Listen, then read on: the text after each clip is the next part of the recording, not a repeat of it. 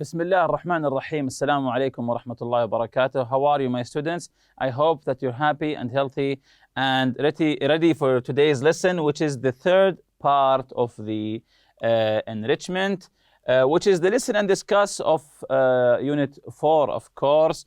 Today's objectives to identify the meaning of moral and ethical, identify the meaning of dilemma, what to do in moral dilemmas, answer questions about the text.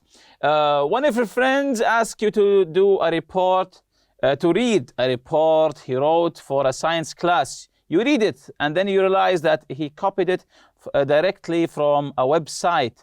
What would you do? Do you blow the whistle on him that he copied,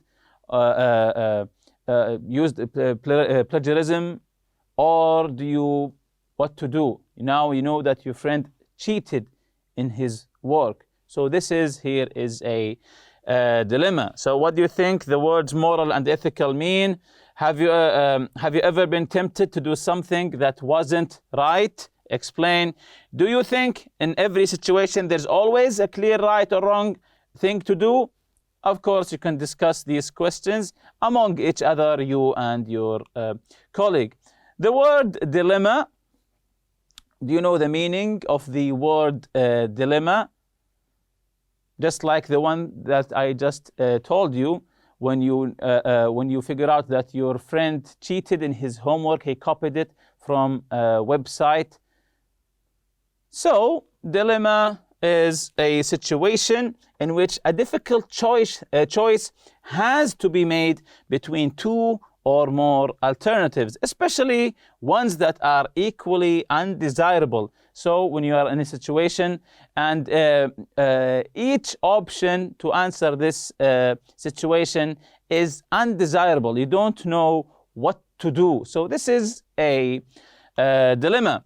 Moral and the words moral and ethical, they are words that relate to the ideas of right and wrong behavior.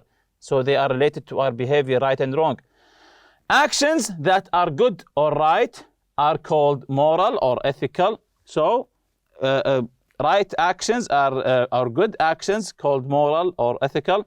Bad actions might be called immoral or unethical. For example, cheating in an exam is immoral or unethical. So this is the meaning of immoral or unethical. So here we have 4 dilemmas. Let's listen to them. Then we will be asking some questions about them. And then we'll be discussing them later. 4 dilemmas. Let's listen to them. Then we will be answering some questions about them. Maybe even discuss them. So let's listen.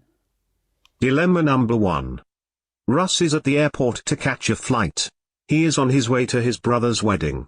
His flight is about to leave. As he runs through the terminal to his departure gate, an elderly man suddenly slips and falls in front of him. The man cries out in pain. Russ knows that if he stopped to help the man, he would miss his flight. If he missed his flight, he would miss his brother's wedding. Russ runs past the man as if he hadn't seen him. Would you have done what Russ did? So if you were in Russ's place, you're running to catch your plane to get to an important event, for example, his brother's wedding, and you see an old man falling on the floor, maybe he tripped on something. What do? Do you help the old man knowing that you might miss your flight, or just ignore the man and don't help him to catch your flight? So what is wrong? What is the right action to do, and what's the wrong action to do here? What's right or wrong here? So this is the dilemma, that you don't know what is the correct attitude, what is the correct course of action to do here. So of course Russ didn't help the man. He ignored him and went to catch his plane. And I think most of us would do, because I would not miss my flight just to help the old man who tripped and then fell on the floor. Maybe I'll call someone to help him, then go to my flight. Let's see the second dilemma here. Dilemma number 2. Mike is taking an extremely important history test. The test will determine whether he passes the class. Mike has been studying for the test day and night.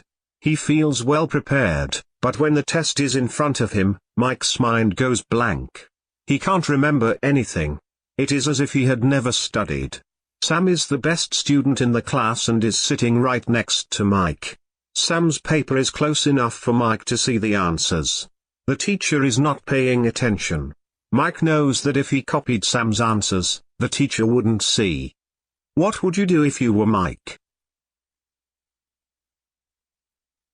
Dilemma number 3.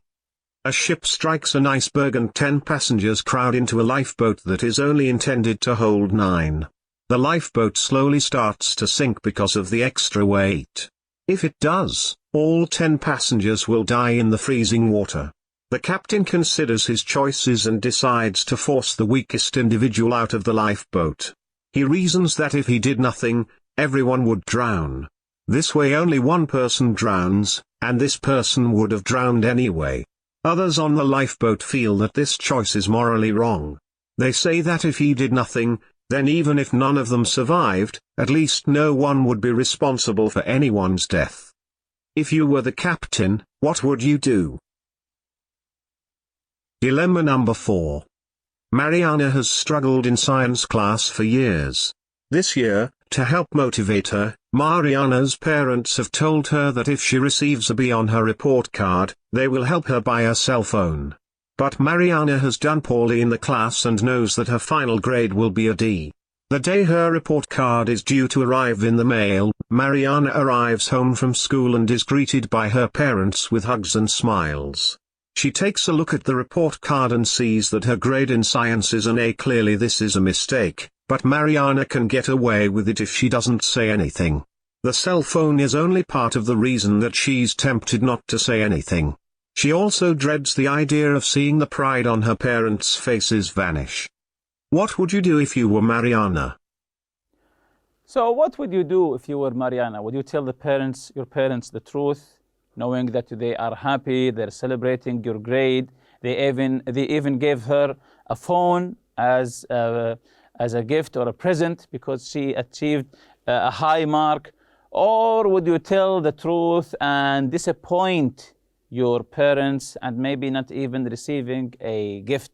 So this here is a dilemma for Mariana, of course. Here are some Arabic, some proverbs. All sunshine makes the desert, or another proverb, ask the experienced rather than the learned. This is really good. Ask the experienced, people who went through things, who experienced things, rather than the ones who just learned about them in books. Continuing here with the vocabulary practice, find words in the situations with the following meanings. So, in situation 1, the main building at an airport. What do we call the main building at an airport? Very good, we call it a terminal. Number 3, situation 3, a large block of frozen water floating in the ocean. What do we call it? Yes, an iceberg. To go down underwater, what do we say? Yes, to sink. To die underwater because of being unable to breathe. When you're unable to breathe and you're dying, what do we call it? Yes, we call it drowning. In situation 4, to try hard to do something that is very difficult. When something is very difficult and you're trying hard to do it. So we call it struggle. When you say I'm struggling, it means you are trying to do something that is very difficult. The quick check here for the vocabulary: complete each sentence with one of these words. We have dread, morally, motivate, responsible, tempted, and vanish. Number 1, who is for cleaning this mess? So, who is for cleaning up this mess? So the answer is yes. Who is responsible? Who is responsible for cleaning up this mess? Number 2, my mother's cookies always moments after she takes them out of the oven. So They are very delicious. So, do they stay or people eat them? So, my mother's cookies always vanish.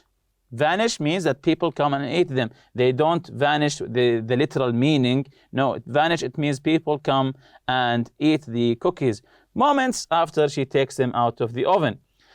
The beautiful weather helped me to go outside to get some exercise. So, helped, yes, motivate me to go outside. So, it pushed me to go outside and get some exercise. Number 4, people should feel that it's wrong to buy stolen goods. People should feel that it's wrong to buy stolen goods. So what do we say here? Yes, morally wrong to buy stolen goods. Number 5, I taking final exams next week.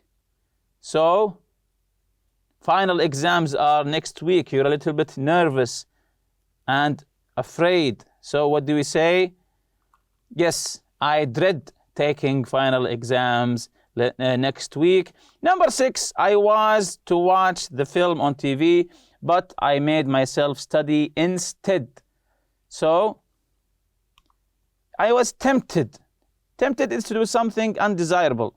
I was tempted to watch the film on TV, but instead I went studying. Number B here, exercise B, comprehension. Answer the questions. Why is Russ at the airport? Remember the first incident? Russ, who saw the old man through the terminal and rushed to the plane. Why was he at the airport in the first place? Why was Russ at the airport, specifically at the terminal, of course? So, we say here, why is Russ at the airport? He's flying to his brother's wedding, which is the dilemma, of course. Was he going to help the man, the old man, or catch the plane to go to his brother's wedding? Number 2, what does Russ decide to do? So at the end, what did Russ do? Did he help the old man, or did he run to the plane and to catch the plane and go to his brother's wedding, and ignoring the old man, of course? Or did he help the man and missed his flight? So what did he do? So let's see the correct answer here together. He does not help the man, but hurries to catch his flight. So he didn't help the man. He ignored him and went and rushed to the plane. Of course, he didn't. It's not up to him. He didn't want to not help the old man. He wanted to help him, but because that he know that he might miss his flight, missing his brother's wedding, that's why he chose to go to the plane instead of helping the old man. Number 3, what is Mike considering doing and why? Number 3, what is Mike considering doing and why in the exam? So, he's considering cheating on his test because he can't remember the answer. So, he is considering cheating on the test, even though it's immoral and unethical to cheat. Why? Because he can't remember the answer. He was so confused. That's why he chose to cheat. What is the problem on the lifeboat with the captain? What's the problem? There's only enough space for 9 passengers. So there's not enough space for all the passengers, just for 9. So this is a really huge dilemma here. Number 5, why is Mariana tempted to not tell the truth about her science grade? Why is she tempted, Mariana, to not tell, to lie to her parents about her science grade? Why was she tempted? The 4th dilemma, if you remember. Yes, let's check the correct answer here. Because then she will be able to buy a cell phone and her parents will be proud of her. Because she saw her parents are very happy with the grade, and also they're considering getting her a cell phone. That's why she chose to keep quiet and not tell them. And with that, we reach the end of this lesson. See you next lesson, inshallah. سبحانك اللهم وبحمدك أشهد أن لا إله إلا أنت أستغفرك وأتوب إليك. السلام عليكم.